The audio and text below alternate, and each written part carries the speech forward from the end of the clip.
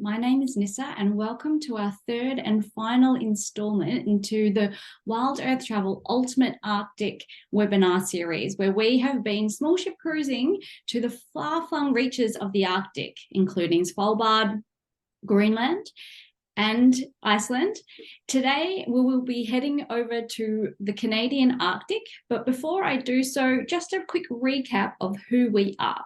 So we are small ship cruising specialists with over 30 years experience. And when we say small ship, we mean vessels of less than around 300 passengers, which allows us to go into remote ports and also off the beaten track locations around the world, which allows us to deliver you, our travelers, an authentic experience, whether it be unique flora and fauna, cultural experiences, or unique historical experiences as well.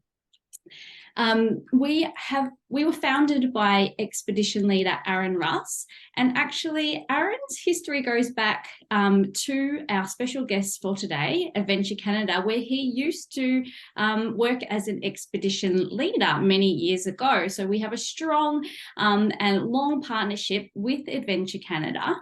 But to give you a little bit more about information about the business and what they do and where they go, we have adventure specialist Pat Collins here with us today. Welcome, Pat. Please give us a little bit of an introduction of who you are while I share my screen with you, and then you can take it away with your slides. Absolutely. Thank you so much, Nissa. Thank you, everyone at Wild Earth, for hosting myself. Today we're going to go over some of Adventure Canada's history for context about the company, a little bit about where we came from, but more so probably about a lot more about our style, our ship that we travel on, the places we go, and give you some information about these award-winning itineraries here. So Adventure Canada is a Canadian small ship expedition cruise operator specializing in expeditions to some of the world's most beautiful and secluded coastlines. We visit destinations in Atlantic Canada, the Canadian and Greenlandic Arctic, Antarctica, Europe, and we visit some other destinations in between as well, such as Haida Gwaii, or Queen Charlotte Islands, might be known as well, on Canada's west coast, as well as Panama and Costa Rica. So expedition cruising is an absolutely fantastic way to see remote areas, but I gotta stress, it is not like your typical large ship or even relatively smaller ship cruise experience. It is characterized by dynamic, fluid nature. We have an intended itinerary that we try our best to follow for all expeditions, but do not guarantee we will follow it exactly as planned. And we pride ourselves at that. We promote that. That's part of the fun and the thrill of expedition travel. We could change course for any number of reasons due to things like unexpected weather conditions or the opportunity to see unique wildlife. For that, we have 20 Zodiacs on board as well. You can see them stacked here if you can see my mouse right on top, and the cranes that bring them down. And so we can get really up close and personal to the wonders of the natural world as well. Now, after all, we can never plan where and when we will see wildlife, but we rely on our incredible expedition team who are experts in that. Little history on the company now. Matthew Swan on the far right, along with his brother Bill and friend Dave Fries, began taking guests to the Arctic in 1987. Now, their mission was to educate and connect people to nature and each other through the spirit of exploration and adventure. Now, these three men set the foundation for what Adventure Canada stands for. Eventually, Matthew bought out the other two and was the sole owner for a number of years before the next generation of the Swan family has taken the reins, officially from Matthew Swan. His children leading the way for us. Pictured here, we have our CEO, Cedar Swan, on the left. We have MJ Swan, our managing director and frequent expedition leader, in the middle. And Alana Swan, who is our director of product, is on the far right. One of the big key differences between Adventure Canada and other expedition cruise operators, or tour companies in general, is that we are a true family-owned and operated business in every sense of the term. They must also be doing something right, because based on our recent and continued accolades we see, such as at USA Today's Best Adventure Cruise Line for 5 consecutive contests. I say contests because there was, of course, that dark time and from 2020 till about 2022 or so. We won't mention that, though. So 5 consecutive contests, we won USA Today's Best Adventure Cruise Line, as well as Solo Traveler Award for our No Single Supplement program, which I'll touch on a little bit later. But even our guests on board, you come off with a true sense of family after all of the interactions that you have on board. But of course, as I said, we'll get into that in a little bit here. So how do we get to these amazing places to where we go? Well, the Ocean Endeavor is a perfect vessel for rugged expedition cruising. It's outfitted, as I said, with 20 Zodiacs, advanced navigation equipment, multiple lounges, a top deck observation room. She's truly a purpose-built for passenger experiences in remote environments. The Ocean Endeavor boasts a Class 1B ice hull, which enables her to explore throughout polar summers in about 20% ice coverage, up to 20% ice coverage, I should say. It was launched in 1982 and has had numerous upgrades, renovated in spring of 2018, along with many more upgrades done just earlier this year as well. She has an extremely comfortable style. And for those of you wondering or worried about seasickness, you can rest assured the Ocean Endeavor is a very sturdy ship, fully equipped with state-of-the-art stabilizers, as well as a very shallow draft, which helps in times of rougher weather. She was actually purpose-built as a Baltic ferry initially, but it has since been retrofitted and cobbled together to be more of an a comfortable expedition cruise experience. We have 10 different categories of cabins on board. You can see here the different color blocks here are all of the different categories. And they range from a shared dormitory style and interior cabins to porthole cabins. We have cabins with picture windows.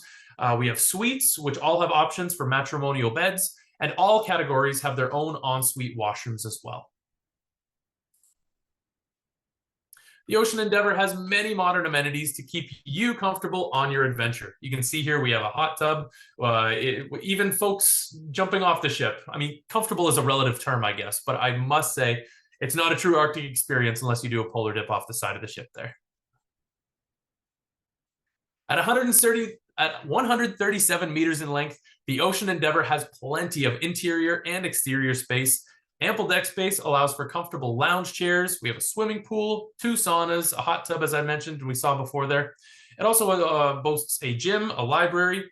Again, that pool is heated saltwater, as well as a full spa offering massages. We have stretching classes and much, much more, of course.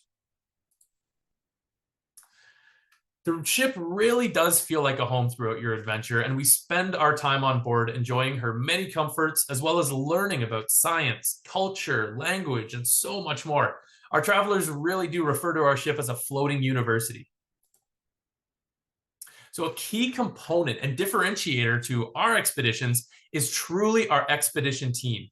These specialists are renowned leaders and experts in their respective fields of study, specifically for the regions in which that individual itinerary is traveling through. So we don't hire generalists to teach these specific subjects. We have these regionally curated experts that come on board, give presentations, and we ensure diversity in all of our programming as well, offering several lectures each day in varied topics, again, ranging from photography to marine biology to history, ornithology, lots of ologies. And not only do they deliver world-class informative sessions, and lectures and workshops, but they sit down with you at dinner. They're with you on Zodiac rides. They can even be found, chatting with you throughout the ship. We're walking amongst everyone at any given time. So it's not uncommon for a resource guide to just be tapped on the shoulder and say, hey, what was that bird we saw back there? Or they'll take a phone out and say, what kind of plant was this? And they're more than happy to sit with you, engage with you, and answer all of those questions that you have. Now, we're not only all about the sciences and the ologies, but the arts also play an integral role in our programming as well. Guests have opportunities to try traditional printmaking, learn to throat sing, or observe sculptures being produced as well. Now I'll get into the different types of excursions that we offer. The first type we'll talk about today is our Zodiac Cruises. Zodiacs are extremely safe and maneuverable with very shallow drafts as well. And they allow us to navigate within shallow inlets, fjords, bays, coves, to get up close to geology, wildlife, and ice while maintaining respectful and very safe distances, of course, as well. Its open design puts you right in the middle of the action, and you can immerse yourself in nature and, of course, get those 1 in a million photographs as well. The next type of excursion we'll talk about is our community visits. We will conduct tours of towns and villages where local guides, again, will show us around. It's extremely important to Adventure Canada to always use local guides in the places that we travel to. And now in more populated areas and itineraries, such as our Atlantic Canada itineraries and our European ones, we may hop aboard things like motor coaches to get folks to different sites of interest, such as Lansdowne Meadows in Newfoundland or some hot springs in Iceland. So there's all sorts of different opportunities to see many different things in these landing sites that we visit. Of course, all included within the tour cost as well.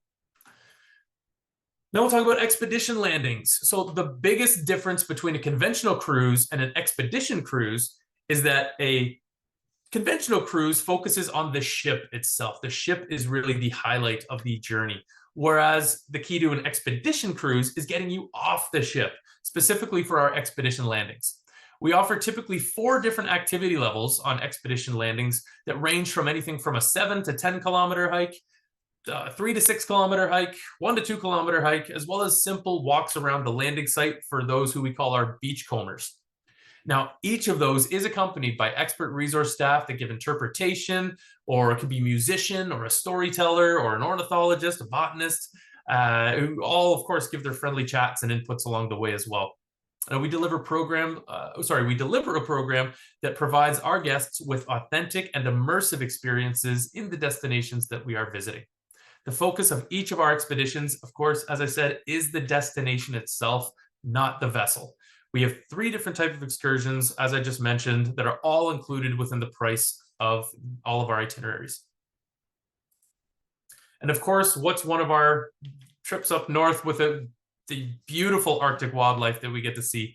So on all of our Arctic expeditions, we'll be on the lookout for all types of wildlife, from birds to whales, polar bears, narwhal, beluga whales, walrus, and muskox, everything that you see here.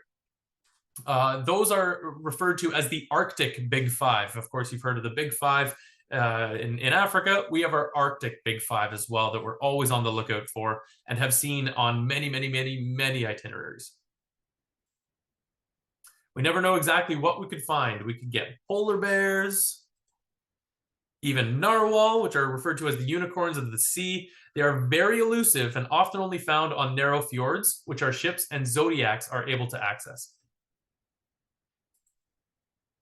I think previously it was Into the Northwest Passage, I believe it was in 2019, where there was a pod of dozens of narwhal, which are extremely rare to see, but we're very fortunate in order to being able to see those. You see the giant tusks that they have there that come popping out of the water as they're taking their breath, and it was apparently quite the sight to see. We have plenty of walrus and seals. So this is why we go to where we go. We connect people with each other and with the land through innovative travel experiences. Muskox is another amazing creature we can spot up north. And of course, there's always bird lovers on all of our itineraries. As you can see here, there's no shortage of those.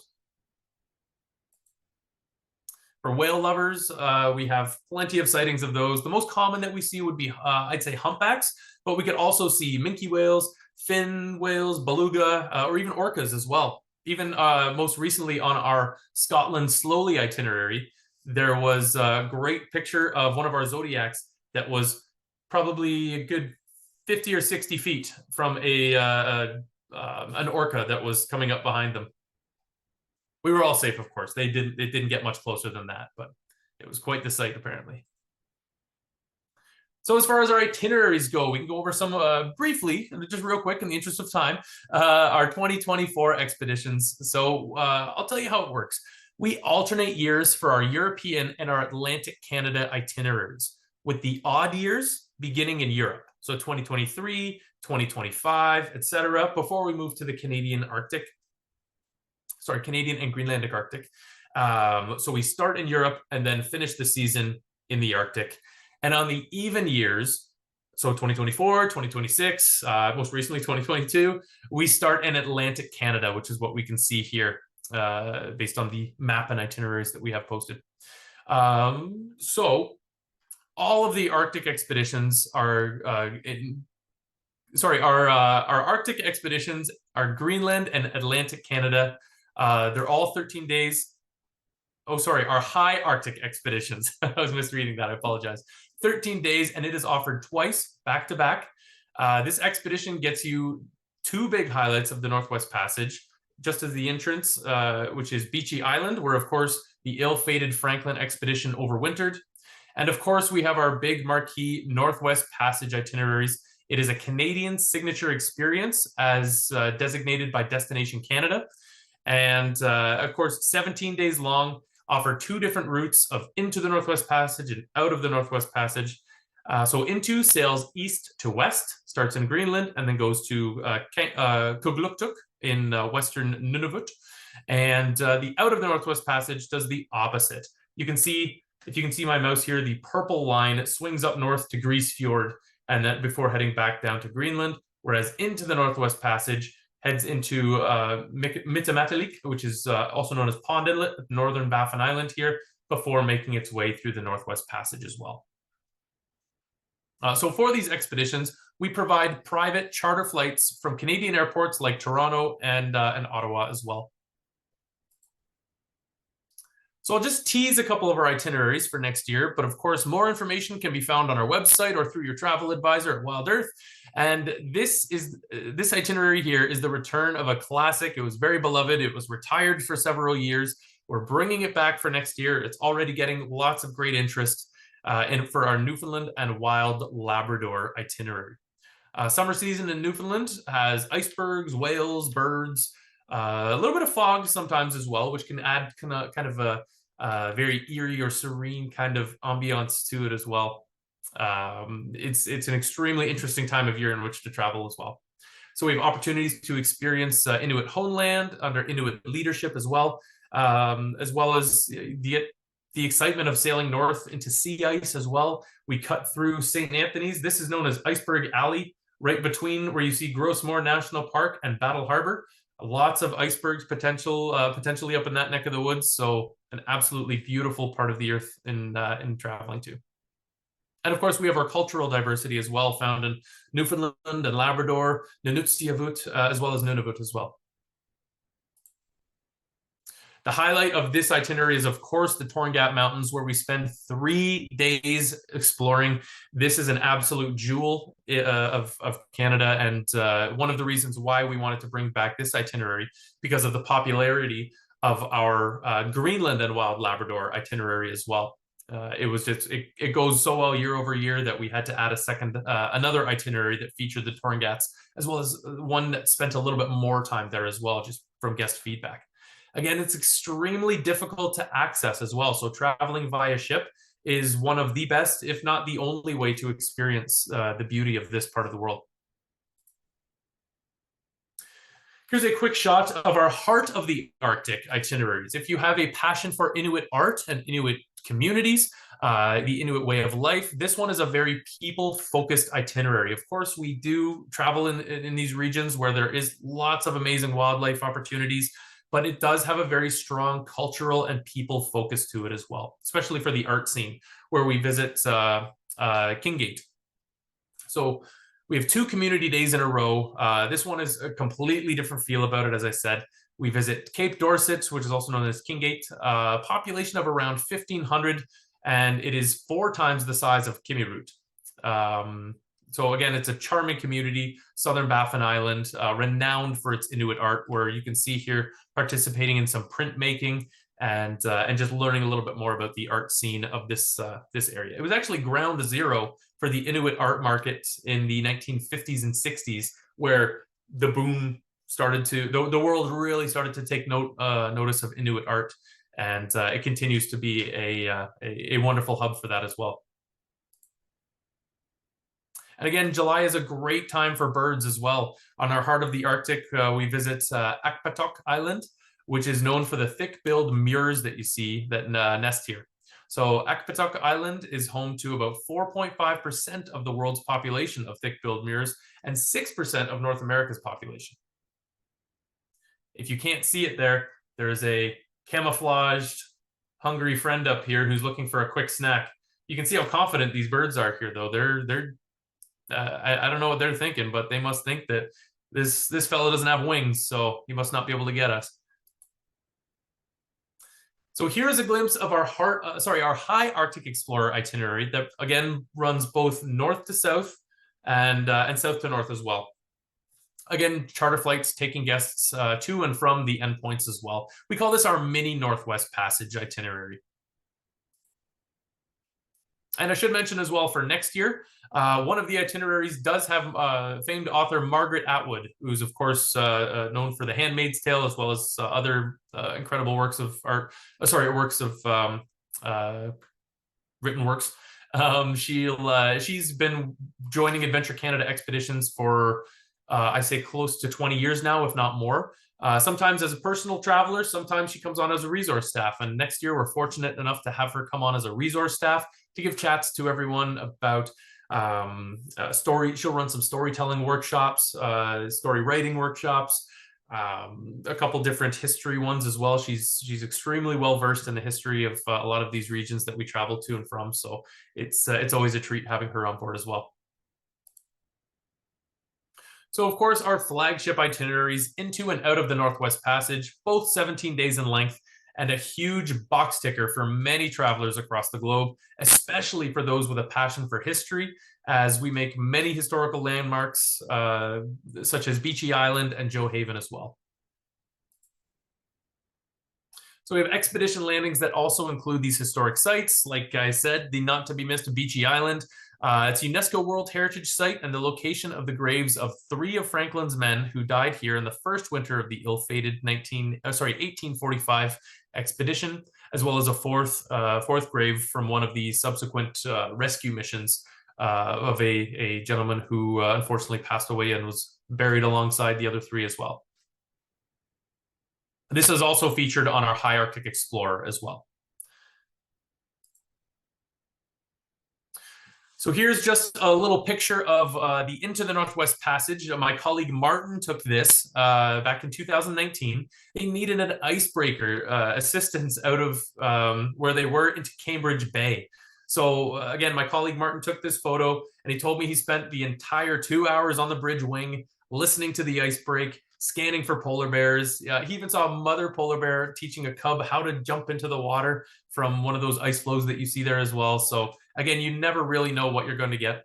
And funny enough, I was on the following voyage out of the Northwest Passage that year, and this was all cleared up by the time our trip showed up, just about a week or so later. So Arctic conditions do change very rapidly. We are always at the mercy of Mother Nature, and it's always a treat to see what she puts on our table in front of us. So again, on our Northwest Passage expeditions, we have the chance to visit Fort Ross as well at the mouth of Bellot Strait, which is the very tip of the continental North America. And you can walk through the Hudson's Bay Company storage outpost, even walk through the manager's building that we see here as well. So tons of great opportunities to be to witness pieces of history from years past. Some of the good stuff here, promotions and incentives. So we have a wide variety of promotions and incentives to help save you money on your investment with us, such as our early booking bonus, which was extended recently until September 14th, 2023 for bookings on Ocean Endeavor in 2024. We also have our new multi-trip promotion as well. Both itineraries, now it doesn't have to be back-to-back, but if you book 2 itineraries for 2024, then you get 30% off of both of those. And if this is your first time traveling with us, you'll see down here, League of Adventurers. You automatically become a member of our League of Adventurers as soon as you travel with us just once. Even if you've traveled with us in the past and before the program had begun, you're automatically entered to be a member of our League of Adventurers. So you get automatically an additional 5% off if you've traveled with us between 1 and 5 times, 10% off for 6 voyages and beyond. Now that's combinable with that multi-trip promotion as well. So it's not only 30% for that first trip, but because you're taking 2 trips, that second trip gets that additional 30% plus 5% taken off of that as well. So we really do like to reward those who do like traveling with us, certainly.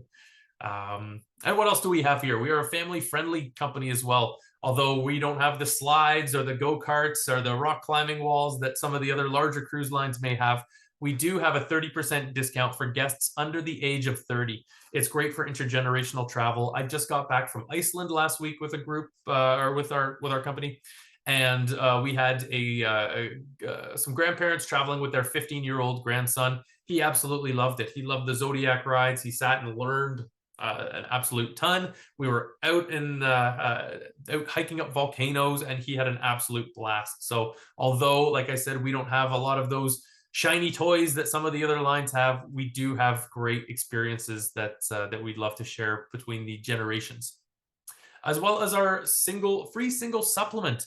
We are very known for that. As you saw at the very beginning there, once I started rambling, we have won many awards for our solo travel program. We have no single supplement in categories 3 to 7 on a select number of cabins. And that select number, it's typically around between 20 to 25%, if not even higher in some instances. That amount of space is allocated for solo travelers. So we get a big, very large contingent of solo travelers traveling with us. And that free single supplement truly does mean that if you travel by yourself, or if you travel with, say, a friend, you're both paying that exact same cost. So regardless of if the friend is there or not, you're still paying that exact same cost for the itinerary itself. Of course, more information, more details can be found at adventurecanada.com/promotions. And of course, contact your travel advisor as well to assist you in learning more about these great promotions and programs that we have. So as mentioned, we really like to stress this one. Our early bird promotion is expiring in September. So please do get in touch with your travel advisor by then to make sure that you not only have the trip that you'd like, but the cabin category as well. We already have several trips with many different cabin categories sold out, but don't worry, stuff moves around all the time. People cancel, people change itineraries. So even if you notice that the cabin category says sold out on the website or something, please do still reach out to us. We have a great waitlist program, and we'll follow up with you should something become available for you. Yeah. Oh, wow. Fantastic. And just a quick question for you, Pat. So all those itineraries that you went through there have all got the early bird special on them? Those all do. Everything we've talked about today, all of those itineraries on that big, long map there, those are all eligible as long as it's on the Ocean Endeavor for 2024 season between June and October, as well as our Costa Rica and Panama. That also has the... that is a 10% one, not the 15%. The League of Adventurers is applicable to the Costa Rica and Panama one. But the early bird booking special, everything on the Ocean Endeavor between June and October of next year. Right. So again, just to recap, why Adventure Canada? We're the longest running tour operator in Arctic Canada. We've established many long-lasting relationships in these communities in this part of the world. Again, we have no single supplement on an allotment of category 3 through 7 cabins. Our education programs are truly second to none. We have a ratio of 1 expert resource staff per 7 guests. We focus on highlighting and learning about Indigenous cultures. So that might be the Inuit or the Mi'kmaq, depending on the region. You get to learn all sorts of fun stuff about Arctic games. You could learn some new Inuktitut words. You could try some food from the north that you've never thought you would try before. And we really, really try to strive. We really do strive at making booking groups easy as well. It's not something I've talked about enough so far, is our group promotions and our group programs that we do have. So we have things like free of charge cabins for 15 paying guests. And it's prorated up until then if you can't quite get that 15. Anything more than 10 booked guests. So you get an automatic discount at 10, which starts at around 5%, I believe, for that as well. But while you're on board, it's a lot of those value-added extras that we give to our groups as well, such as the private bridge tours. We can work on some, like a reception of some kind, a cocktail reception, social reception. If you have a presentation that you'd like to give on board as well, we can certainly allocate some space and time for that. We'll have some of our expert resource staff sitting with you throughout most evenings as well. So it's we can play with all kinds of things in order to make sure that you have a amazing experience with your group. It truly is a fantastic company to work for as well. You do get a sense of family every time you step foot off the ship, and I'm frequently bombarded with guests afterwards because they know that I work on the info account. So info@adventurecanada.com. I get all sorts of great feedback after that. So thank you, Nissa. Thank you, Wild Earth. Thank you, everybody. And yeah, I haven't been looking at the chat. Have there been a lot of questions? Thank you, Pat. That was really in depth. Yes, I might hit you up for some mates rates later. Those trips look great. What I always love to ask our presenters is one of their like highlights. You mentioned you've just been to Iceland. I know we're not talking about Iceland today, but it's part of the Arctic. So do you have like a favorite kind of destination of the Arctic that you like? Yeah, my absolute favorite, I would say, would be it was on our Out of the Northwest Passage itinerary. I truly loved Greenland.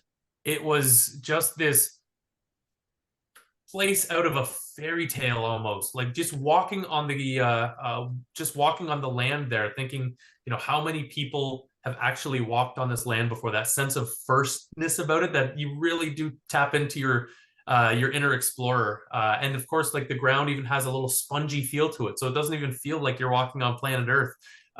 So just that sense alone of that wilderness. Of course, taking Zodiac rides through ice flows as well. That was always absolutely phenomenal.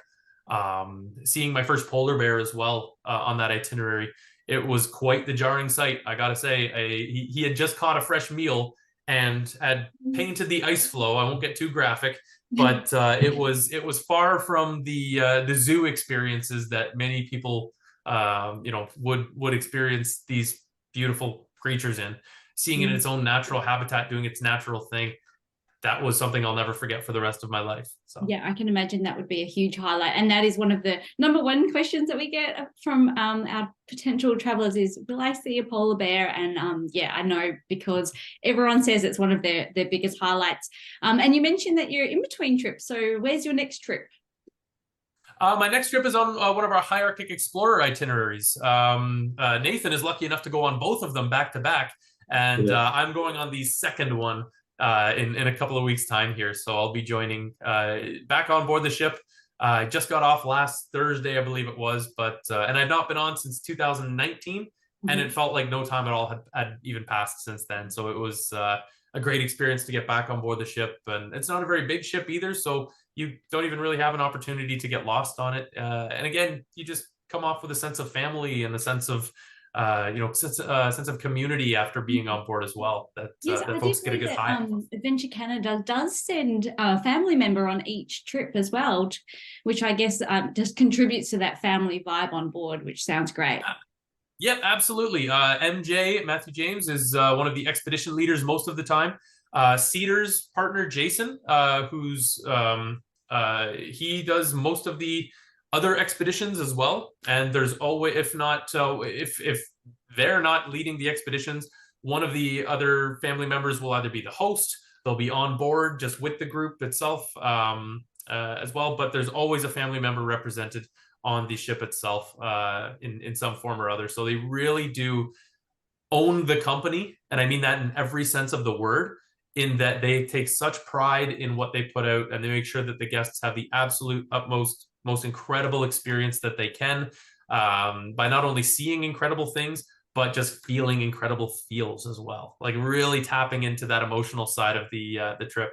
I try not to get too gooey about it, but you really do get like a very neat sense of family after coming on board. So it's always fun to see people's faces at the end of the trips as well. Yeah, fantastic. Well, thank you again so much. And I hope you enjoy your next trip. And Nathan was kind enough to answer pretty much all the questions that we had. So we can just skip to the next slide and say, yeah, if you have any questions, we're here, Adventure Canada, and also your preferred travel advisor as well. We will send a follow-up email with the recording of this webinar in case you missed anything or you want to share it, and of course that video that we missed because we didn't have the sound. And then we look forward to seeing you in about a month's time, where we'll be cruising through Croatia, one of our favorite destinations. I know a lot of people are starting to book for next year now that flights are coming out. So we do have quite a few questions that we will be answering in that webinar. So stay tuned. We'll send out the invite soon. And again, thank you, Adventure Canada, so much. And yeah, we'll be in touch soon. Can't wait. Looking forward to it. Thanks again, everybody. Thanks, Nissa. Thank you, Wild Earth. Bye. Happy trails.